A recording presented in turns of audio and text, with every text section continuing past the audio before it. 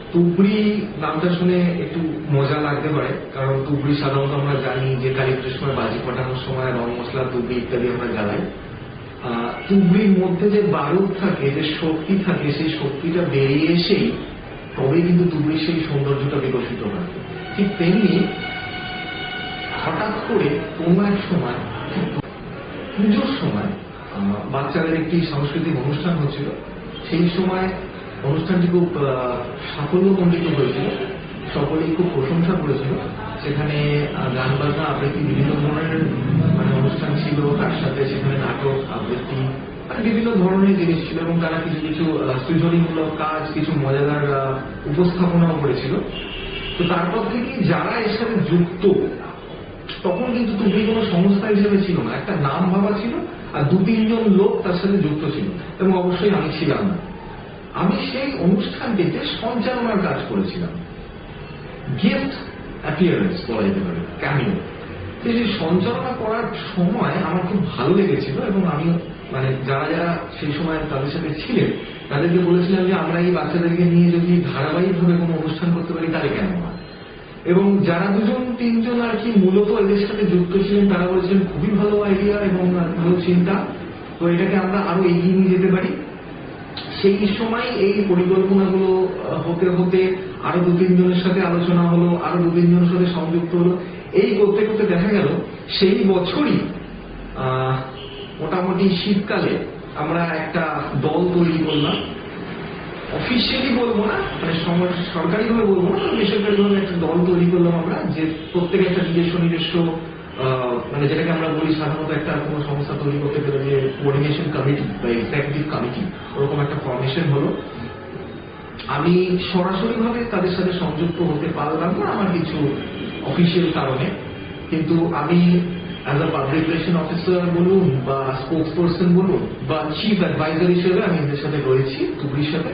এবং তুবড়ির যে মূল লক্ষ্য সেটা হচ্ছে বাচ্চাদের নিয়ে কাজ করা এবং বাচ্চাদের মানসিক বিকাশে সাহায্য করা। বাচ্চাদের মানসিক বিকাশে সাহায্য করা বলতে আমরা কি বলতে, যে পড়াশোনার পাশাপাশি অনেক কিছু বিষয় আছে যেগুলো আমাদের চোখের অপক্ষে চলে যায়, চোখের বাইরে চলে যায়। যেমন খুব সহজ উদাহরণ দিচ্ছি, যে কি করে বড়দেরকে সম্মান দিতে হয়, কি করে নিজেদের জীবনকে আরো গুছিয়ে নিতে হয়, আমাদের পরিবেশ সম্বন্ধে সচেতনতা, বিভিন্ন ধরনের মানুষের সাথে সংযুক্ত হতে গেলে, যে সম্পর্ক স্থাপন করতে গেলে কি কি দরকার হয়, তাদের সাথে এক একজন মানুষের সাথে এক এক রকম ব্যবহার করতে হয়, রীতি নীতি আচার আচরণ, তারপরে বিভিন্নভাবে সামাজিক কিছু কাজকর্মের সাথে যুক্ত হওয়া, অবশ্যই সংস্কৃতিমূলক কিছু জিনিসের সাথে সংযুক্ত হওয়া, এবং এই প্রত্যেকটা জিনিসের মধ্যেই কিন্তু আমাদের নিজেদের মানসিক বিকাশ হয়, এটা সম্ভব। অনেক সময় এটাও দেখা যায়, আমরা জানি যারা আমরা আইসিএসসি বা সিবিএসসির সাথে যুক্ত, আমরা জানি ইভেন আমরা ওয়েস্ট বেঙ্গল বোর্ডেও এখন এসে গেছে, বিভিন্ন স্কুলগুলোতে এখন বিভিন্ন ধরনের প্রজেক্ট করানো হচ্ছে, বিভিন্ন ধরনের নাম দেওয়া হয়, সোশ্যাল প্রজেক্ট, এসইপিডব্লিউ,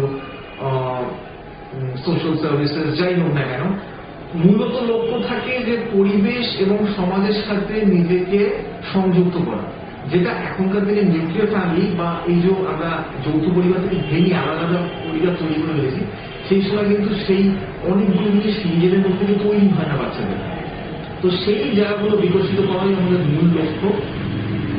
অনেক বড় সংস্থাও এদের সাথে আমাদের সাথে অনেকগুলো সংস্থা আছে, আমি কারোর নাম এখানে উল্লেখ করছি না, তার কারণ হচ্ছে কেউ আমাদের সাথে অনেকেই সরকারিভাবে যুক্ত, কেউ কেউ বেসরকারিভাবে যুক্ত, হয়তো কেউ অ্যাডভাইস দেয়। এটুকু বলতে পারি যে মূল লক্ষ্য হচ্ছে পড়াশুনোর ক্ষতি না করে পড়াশুনোতেই সাহায্য করবে এরকম কিছু কাজকর্মে সাহায্য করাই হচ্ছে আমাদের মূল লক্ষ্য।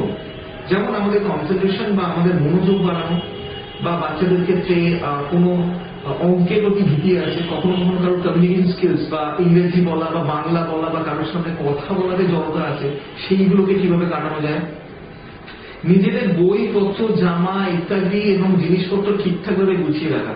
শুনলে মনে হতে পারে এ আবার কি, এটা আবার শেখানোর কি আছে, তো আমরা এমনি শিখে যাই। আপনারা ভালো করে দেখবেন, যদি আমরা খুব ভালোভাবে তৈরি দেখি, আমরা নিজেরা বড়রা কতজনে নিজেদের জিনিস গুছিয়ে রাখতে পারি। যদি আমি বলি যে আপনাদের এই বই খাতা এই জিনিস কোথায় কি আছে আমরা কিছু জানি না, বাড়িতে ইভেন রান্নাঘরে সকলের কোথায় কোথায় কি থাকে অনেক গৃহিণী জানেন না, সেটা তাদের দোষ না। আমরা নিজেদেরকে সঠিকভাবে গুছিয়ে রাখা, এটার উপর একটা কোর্স চালু হয়, সেলফ ম্যানেজমেন্ট। ম্যানেজমেন্টেও পড়ানো হয়। যাই হোক, তো এই জিনিসগুলো যদি একটা বাচ্চার মধ্যে ছোটবেলা থেকে আস্তে আস্তে তুলে দেওয়া যেতে পারে, তবে সে কিন্তু নিজে স্বাবলম্বী হতে পারে। এটাই আমাদের সংস্থার মূল লক্ষ্য।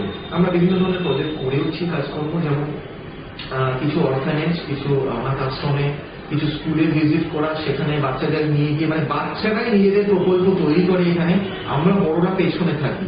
বাচ্চারা বিভিন্ন ধরনের বৃক্ষরোপণ করেছেন, কখনো কখনো গিয়ে সমাজগুলো বিভিন্ন ধরনের, তারা দরিদ্র শ্রেণীর বাচ্চারা আছে, তাদেরকে জামা বিতরণ করা, পড়াশোনার জিনিসপত্র বিতরণ করা, সেগুলো করেছেন। আমরা কিছু ক্ষেত্রে এক্সকারশনে গেছি এবং সামাজিক, মানে পরিবেশ সম্বন্ধে সচেতনতা, সেই নিয়ে কিছু কিছু আমরা সেমিনার অ্যাটেন্ড করেছি। আমরা মশার একটা প্রকল্প নিয়েছিলাম, সেখানে আমাদের বারাসাতে আমাদের মিউনিসিপ্যালিটি থেকে সাহায্য করা হয়েছিল। বাচ্চারা সাংঘাতিকভাবে সাহায্য করেছেন, এখানে তারাই লিড করেছেন বলতে পারা যায়। আর এছাড়া অনেক বিষয়, যেমন ছোট ছোট কিছু ক্লাসেসের মাধ্যমে, প্রজেক্ট বেসিস, যেমন কালচারাল কিছু প্রোগ্রাম, কমিউনিকেশন স্কিল, ইংরেজি শেখার কিছু ব্যাপার, জাপানিজ ভাষাটা শেখানো, সেটা আমরা দেখেছি। নিউমেরিক্যাল এবিলিটিস, সেগুলো শেখানো, যেমন চাকরি বাকরির ক্ষেত্রে, মানে পরীক্ষার ক্ষেত্রে যে প্রস্তুতি নিতে হয়, তার জন্য যে যে বিষয়গুলো দরকার, সেটা আমরা খুব ছোট ছোট বাচ্চাদেরকে সহজভাবে তাদের মতো করে শিখিয়েছি। এবং এখানে কোনো বাধ্যবাধকতা দেওয়া হয়নি যে কোন শ্রেণীর বাচ্চারা আসতে পারেন। আমরা সেখানে ক্লাস 2-3 বাচ্চা থেকে শুরু করে কলেজ স্টুডেন্টও 2-1 ছিল এবং এখনো আছে।